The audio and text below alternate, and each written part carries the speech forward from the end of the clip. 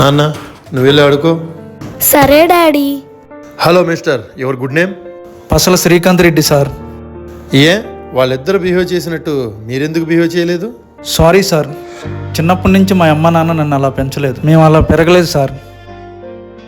Sir, పేదవారు గొప్పవారు అని నేర్పించలేదు సార్, పెద్దవాళ్ళని గౌరవించడం నేర్పించారు సార్. సార్, నాకు జాబ్ కావాలి సార్, జాబ్ చాలా ఇంపార్టెంట్ సార్. మీ రెజ్యూమ్ ఇవ్వండి.